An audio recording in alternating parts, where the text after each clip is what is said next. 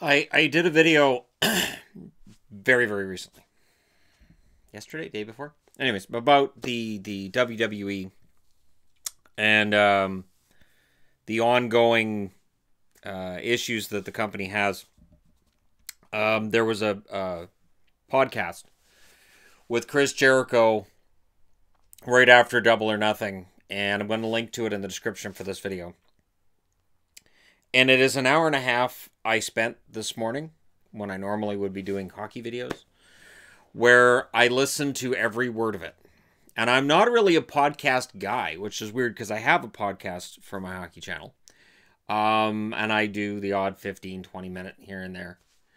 But I'm not really a guy who will sit through hour or 2 hour podcasts. And yet I listen to every single minute, everything that was said by John Moxley, formerly known as Dean Ambrose in the WWE. And I think it's important to note that for people who have enjoyed wrestling for a long time, and I've compared it to other television shows. TV shows can lose their quality over the years. They can get stale. And I think that's where wrestling has been. I think it's where WWE has been. It's been stale. And a lot of the things that John Moxley said, I thought were important, and I don't think he's the only one. He talks a lot about storming into Vince's office and complaining about the way that his character was being written. And I think the most important thing that I've seen, and I'm going to just throw this in here. Right? This isn't going to be a long video. You watch a guy in ROH. You watch a guy on the independent scene. You watch him in Japan. He gets signed to WWE and you're thinking, wow, now he's hit the big time. He's going to make big money. And I can't wait until the rest of the world finds out why I've loved this guy during his time in Ring of Honor, during his time in New Japan. Then you see him on Raw or SmackDown, maybe it's a year or 2 years later, and you go, that's not him. That's not, I mean, it's him, but the character's different, and the promo he's throwing, I've seen him cut amazing promos. The reason we're excited about AEW, and the reason that I'm excited about AEW, and I know Vince Russo's got this storyline out there that he thinks that AEW and WWE are working together. No. I'm going to say right now, if you can listen to the Dean Ambrose podcast and tell me, is there any way in hell that Dean Ambrose is saying these things while he's still working for WWE? No, because that's his job. And there's been criticism about wrestlers not coming out publicly and complaining. Well, you don't do that at your job. And saying that a company isn't going in the right direction isn't the same as saying that the people within the company are bad. I don't think that all writers in that company are necessarily bad. There's one that apparently is, and you go listen to the podcast and come back and talk to me after if you don't want to spend the time listening to the podcast. The only thing I could say is that there are writers who write things that are really objectionable, and there are wrestlers who will stand up and say, I'm not saying that on the air, but there are some that won't. There are some that are going, all right, it's what the script says for me to do. All right. And the guys who go, all right, are probably the guys who end up going up towards the top of the card. The WWE looks at it and goes, this guy's easy to work with. This is great. This guy's easy to work with. And you can kind of see when you listen to Dean Ambrose, take into mind things I've mentioned recently about how when wrestlers make themselves organically, WWE doesn't recognize it and or discourages it. It's sort of like, it's almost like as a writer, and you're writing this story, and you can see in real time how people are responding to it with each chapter of the story. And you're trying to force the people who are enjoying your story or not enjoying it to enjoy it or not enjoy it for the same reasons that you want them to. So, for instance, Dean talks about, or I shouldn't say Dean, I should say John. John Moxley talks about how after they made him a bad guy, after they turned him heel, the crowd's still cheering, and that really made Vince angry that the fans were cheering him. Then the company's missing something. If I as a fan put my money down and I sit down to watch something, and I cheer it or I boo it, or whatever I do, I fall asleep during it. Whoever's putting on that production, whether it's wrestling, whether it's a play, whether it's whatever. And if I'm booing a play, well, that would be that would be horrible. I would hope I would never boo a play. But if I go to a wrestling show and I cheer Kevin Owens, which is what I do. I cheer Kevin Owens at all times when Kevin Owens is out. And when Owens throws lines out there that are supposed to elicit boos, I tend to cheer more. You know, there are certain wrestlers who get over.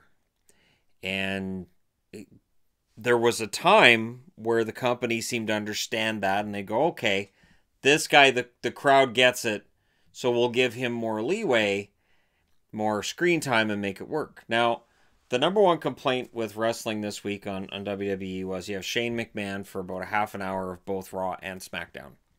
Now, there was a comment on my last video about how, hey, you know, there are wrestlers who work for this company, and you're just crapping on the product. Right. And for an hour of screen time out of the 6 hours of Raw, Shane McMahon, the owner's son, is standing in there making Roman Reigns look weak, making Elias look like a chump, making Drew McIntyre look like a lackey. He is 49 years of age.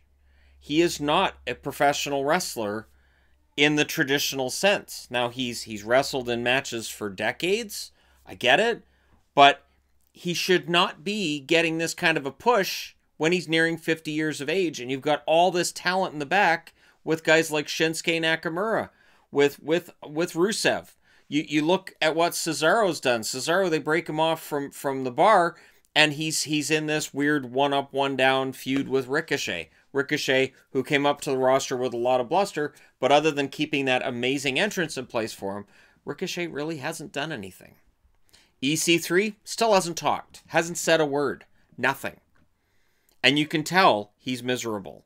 You can tell that there's wrestlers that are miserable. Sasha Banks, people have noted, and I've talked about this recently as well, that when she goes out to the ring and she's going to lose, you can tell. You can see it on her face. There's an expression, there's a tick that's there, that when she's going to lose, you can tell. And I'm sure with other wrestlers, they're probably there as well. But Sasha just can't hide it as well as others can. So, as I said, go and listen to this podcast. And I ask anybody who's been a professional wrestling fan before to do so.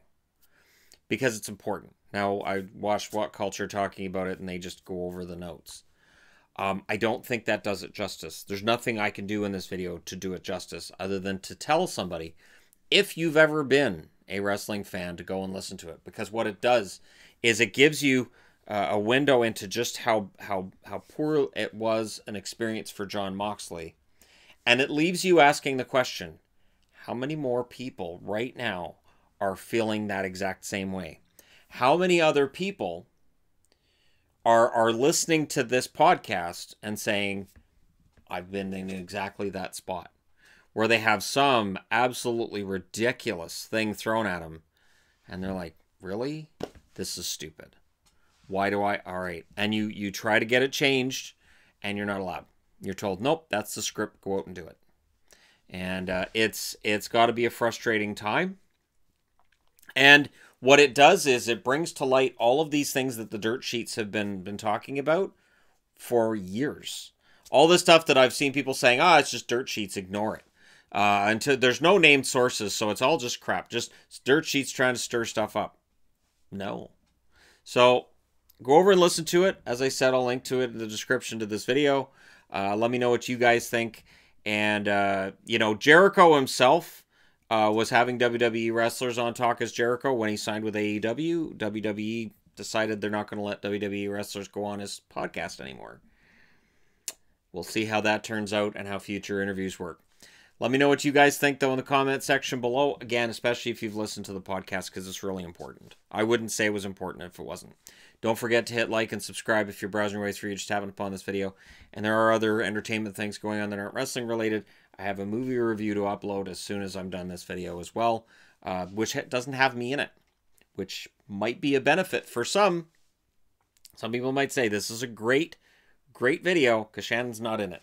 So there you go. Thank you guys so much for watching. I'll talk to you again soon.